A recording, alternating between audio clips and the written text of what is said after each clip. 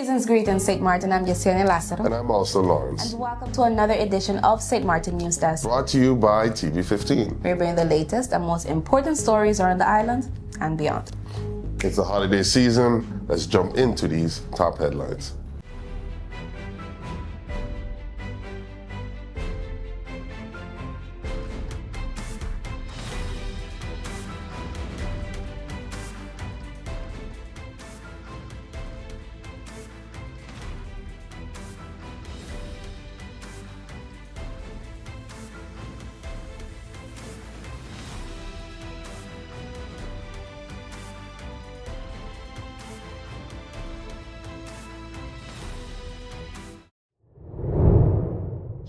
Government finalizes purchase of Belvedere land for housing and cultural preservation. Honorable Minister Patrice Gums Jr. of Vromi and the Honorable Melissa Gums of ECYS have announced the finalized purchase of the Belvedere remainder, a major land acquisition totaling 288,402 square meters, 71 acres. The agreement was officially signed by His Excellency Governor Ajamu Bailey on December 9th, following the transfer of funds on December 5th. The northern section, 130,219 square meters, will go to Vromi for affordable mixed housing and a designated cemetery area. Minister Gums says the goal is a master plan that supports a lifespan housing, creating a community where residents can live comfortably at every stage of life, including seniors and people with disabilities. The site will also test innovative construction and renewable energy solutions as part of the government's push towards a circular economy. Vromi will also use the location to modernize burial practices, including introducing user fees and a unified burial registry. The southern parcel, 158,183 square meters, will be overseen by ECYS for the restoration of the historic Belvedere plantation grounds. The site contains plantation-era structures such as cisterns, a boiler house, and remnants of the original home. Minister Gums emphasized its cultural value and thanked the plant's family for helping preserve it for public benefit. The project aligns with efforts under the Slavery Remembrance Fund and the upcoming update of the Integrated Culture Policy, ensuring heritage preservation strategies meet modern needs, including climate resilience. The purchase secures land essential for both housing development and cultural conservation, representing a long-term investment in St. Martin's people and identity. The plant's family stated that they are proud that the agreement protects both their family heritage and the island's history in perpetuity.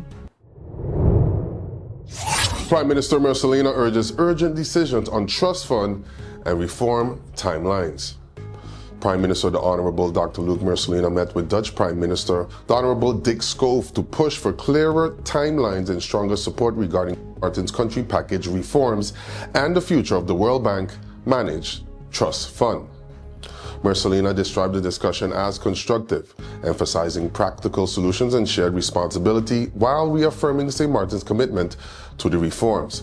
Marcelina stressed the need for realistic timelines. He argued that the current end date, April 2027, is too soon for St. Martin to meaningfully complete the required work.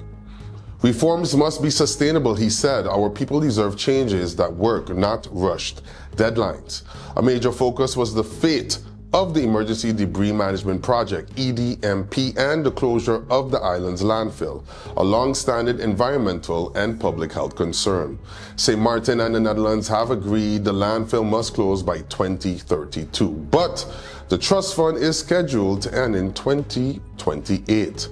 Marcelina said extended financial and technical support is essential for Vromi to carry out the complex work ahead. For us, the landfill affects daily life and the future of our children, he emphasized. We are fully committed to the 2032 closure, but we cannot meet that goal if institutions operate on conflicting timelines. Marcelina said the meeting allowed for honest dialogue and expressed hope for stronger alignment moving forward. Our people need stability and steady progress. Today, was an important step toward ensuring that. VROMI finalizes 2025-2035 housing policy and moves to reactivate Mortgage Guarantee Fund. The Ministry of VROMI has completed St. Martin's Housing Policy 2025-2035, a major milestone aimed at tackling the island's long-standing housing challenges.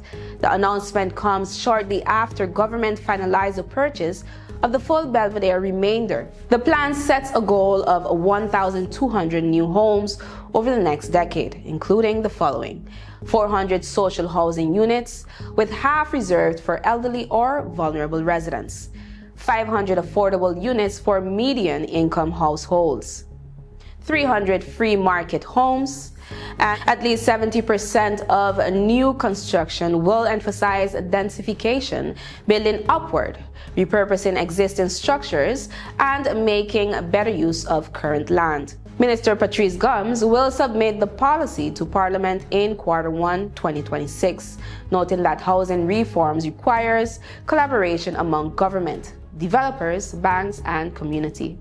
With this policy and the renewed Mortgage Guarantee Fund, we're not just planning, we're building St. Martin's future, the minister said. Law enforcement agencies across St. Martin have been moving in sync this week, supported, supervised, and strengthened by the Ministry of Justice. Today on our featured story, we take you inside the coordinated response shaping the island's security strategy. Hey there, it's Mizzy with a Sunshine Report, straight out of Sunshine City, St. Martin, bringing you the warmth and the sunshine you need to kickstart your day. So let's dive into today's forecast and see how the skies are treating us.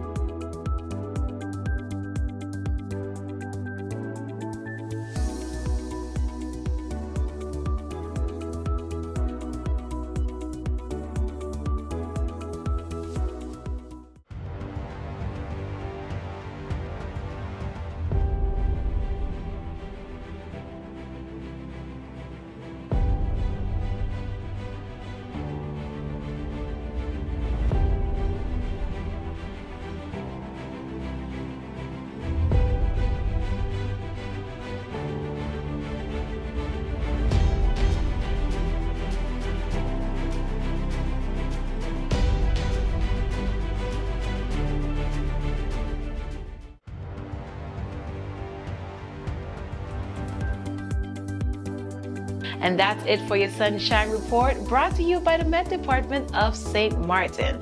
So as you enjoy your day, stay safe, stay friendly, Sunshine City.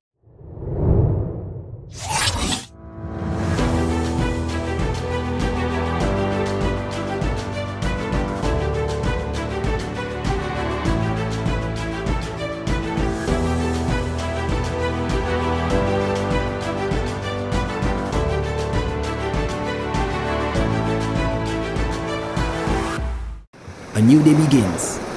The sun rises over St. Martin, bringing new energy, new possibilities. This island was built on resilience, progress, and the strength of its people. Our connection is what moves us forward. It links our communities, our businesses, our families. From the heart of the island to the shores beyond, we've connected St. Martin. From every street to every home, this network was built for St. Martin by St. Martin hands. Connection isn't just about signals, it's about people. This is your island and your network recharged. Proudly local, we're here for today, tomorrow, and every milestone ahead.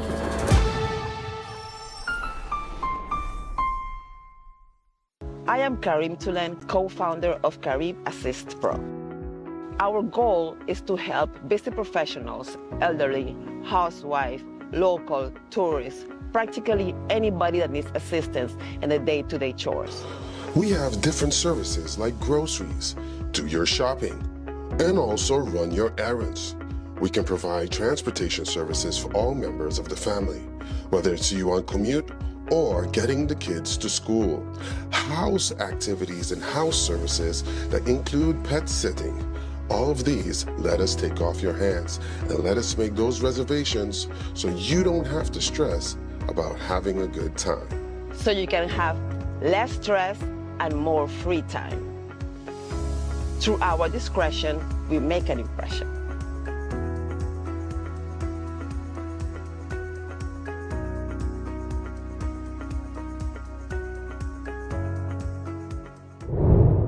Overnight pothole repairs on main roads this week.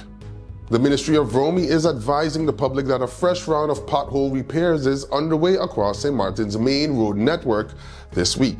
Works began on the night of December 8th and continue through December 11th during the overnight hours of 11 p.m. to 6 a.m. The ministry has already identified and marked potholes along the main roads, allowing the contractor, Washington Construction, to move quickly from site to site. Repairs are being carried out using hot asphalt, a fast-setting method that helps ensure more durable fixes while keeping traffic disruption to a minimum. Drivers traveling at night are urged to slow down, stay alert, and obey all road signs and instructions from workers on site. Romy thanks the public for its patience and cooperation as it works to improve the safety and quality of the island's road network. Air Antilles flies grounded after CAA suspends operating license. Air Antilles has been forced to halt all flights after the French Civil Aviation Authority suspended the airline's operating license at midnight on December 8th. The suspension follows a recent audit that found the airline's flight organization and safety procedures did not meet required standards. The grounding is expected to last at least until December 16th, though Air Antilles has described the situation as an administrative suspension, with no confirmed end date. The airline's website has stopped accepting reservations, and passengers with existing tickets are being rebooked on other carriers as quickly as possible. This development adds to the airline's ongoing operational struggles and creates disruptions across regional travel routes. Minister Gums meets young author Moriah Stewart to celebrate literacy and creativity. Minister of Education, Culture, Youth and Sport, the Honorable Melissa D. Gums welcomed 12-year-old author Moriah Stewart on Tuesday for an inspiring conversation about reading, creativity, and empowering youth voices in St. Martin. Moriah, a first-form student at St. Martin Academy, presented the minister with a copy of her self-published debut book, Journeys and Experiences Just for Kids, a collection of short stories, activity prompts, coloring pages, and creative challenges designed to spark imagination in young readers. She expressed her hope of seeing the book available in school libraries, the public library, and local bookstores. Minister Gums praised Moriah's initiative and said the ministry will explore ways to support her request despite limited resources, including possible public-private partnerships. The minister highlighted how Moriah's creativity fits into broader literacy efforts, such as the Dame Ruby Butte National Short Story Contest, which encourages students to write and express themselves. A strong student in both Dutch and English, Moriah also excels in sports and dreams of becoming an actress and professional football player. She gifted the minister an autographed copy of her book, a gesture Gums called a reminder of why literacy and joyful learning remain top priorities. The ministry congratulates Moriah on her accomplishments and looks forward to supporting her continued growth as a young author and role model. Urgent meetings, unified operations, and a new level of collaboration across the justice chain. The ministry is putting coordination at the center of public safety. What does that look like in practice? Our featured story right after the break.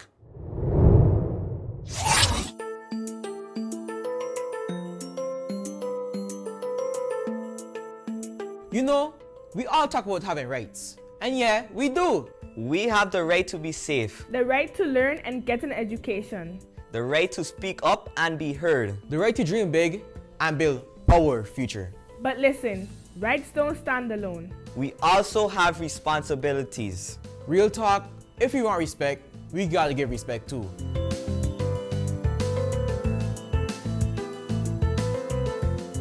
St. Martin is our home. So let's protect it, keep our beaches clean, our streets clean, and show love to nature. Healthy island, healthy future.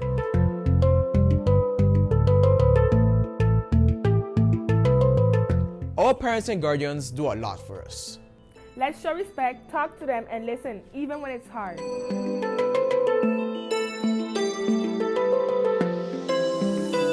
School prepares us for life.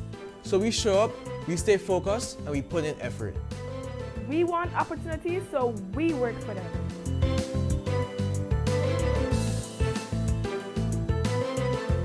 We are part of this community, every village, every culture, every neighborhood. Let's be kind, positive, and supportive. A stronger community starts with us.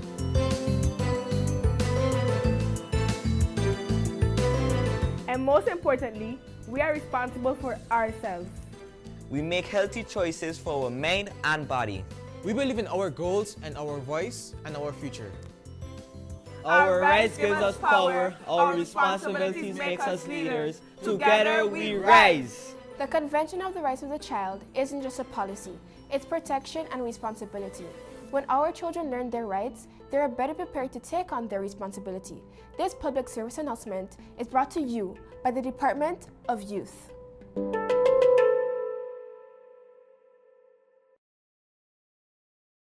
Let's put everything on the table. People always give their opinion, and you can either take it or crunch it. Let them judge. We give in to the most irresistible flavor. We devour every nugget that falls in our hands, especially when it's our crunchy fried chicken. And let the crumbs fly if needed. Let them keep judging. We'll keep indulging. KFC, it's finger-licking good. You could talk to your family, talk to your friends. Affordability and convenience. Community connection, that makes sense. Reliability with experience. Hey, for every laugh, every adventure. #1 provider, they got ya. We tell them your data is always on. You can opt out whenever you want. Tell them we always on. For every moment when you want more. Tell them we always on. Stay connected when you want to roll. Control my data, yeah, yeah, yeah. Always connected every time, everywhere. Money low, but I never fair. I know, tell them is there. Connectivity, that's what I like. Flexibility, that's what I like. Reliability, that's what I like. Tell them, sign me up for life. Tell them we always on. For every moment when you want more. Come tell them we always on. Stay connected when you want to go. Come tell them we always on. For every moment when you want more. Tell them we always on. Stay connected when you want to road.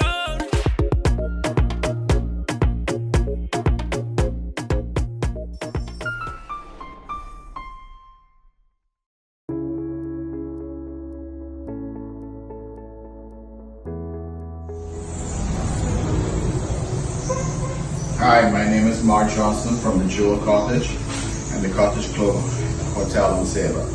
I use Card Assist in St. Martin for all my shopping needs, and they provide me great service and they deliver everything in perfect condition and on time.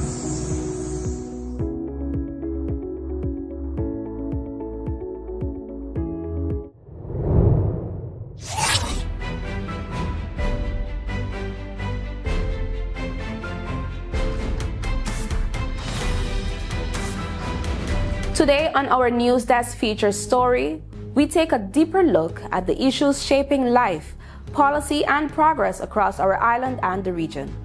Our feature asks a guiding question. It breaks down the complexities behind major decisions, community concerns, and long-term developments that affect our environment, our economy, and the way we live. Our feature explores not only what is happening, but why it matters and what it could mean for St. Martin's future. They emphasize that the safety of residents and visitors remains the government's highest priority and that coordinated enforcement is now a central pillar of the island's security strategy. But Monday was only the beginning of a much broader effort. The following day, Tuesday, November 9th, the ministry convened a high-level strategic coordination meeting at the KPSM station. bringing together the leadership of the Coast Guard, Immigration, Customs, and the Police Force of St. Martin. This meeting represented the next step in strengthening what the ministry calls the justice chain, the interconnected system of agencies responsible for maintaining law, order, and security throughout the country. The goal was clear: to synchronize operational strategies across all agencies, strengthen communication, and create a unified response to the island's current security challenges. In many countries, law enforcement agencies operate with high independence. In St. Martin, however, the ministry is pushing for a more integrated model, one where intelligence, planning, and operations align quickly and consistently. Minister Tackling spoke plainly about the importance of this shift. Effective law enforcement requires unity of purpose, she stated. Today's coordination ensures every agency is aligned, sharing intelligence, and acting together with a clear, common strategy to protect our communities. This statement reflects a major principle guiding the ministry's new approach. The justice chain must act as a single coordinated system, not isolated departments responding independently. Crime trends evolve quickly, and fragmented responses can allow gaps to form. Gaps that criminals can exploit. A unified structure reduces those gaps, accelerates responses, and improves the flow of information needed to dismantle organized activity.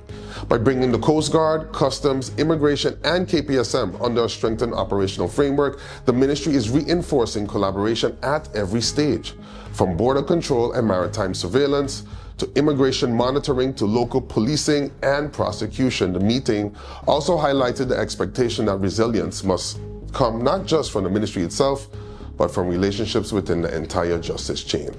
Shared responsibility, shared accountability, and shared strategy are now central themes guiding security operations going into 2026. The week's actions demonstrate the ministry's commitment to a more modern, proactive, and coordinated security environment.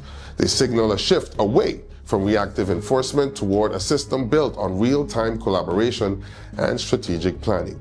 As St. Martin continues to navigate evolving security pressures, the Ministry of Justice is making one thing clear: protecting the island requires teamwork across agencies, across disciplines, across every level of the justice system. And this week may very well mark the beginning of a stronger, more unified approach to public safety on the Friendly Island. And that brings us to the end of today's NewsDesk feature story. Thank you for joining us as we look beyond the immediate story and think about the broader implications for our island. Whether the answers are clear or still evolving, the goal is to spark informed conversation and deepen understanding. This has been our featured story. That's all the time we have for today's edition of St. Martin News Desk. Thank you for joining us. Remember, new episodes premiere every weekday morning at 8 a.m. on TV15 and then across all social media platforms. I'm Austin Lawrence. And I am Jacinda Lassiter. I wish you an amazing day. See you tomorrow. Happy holidays, St. Martin.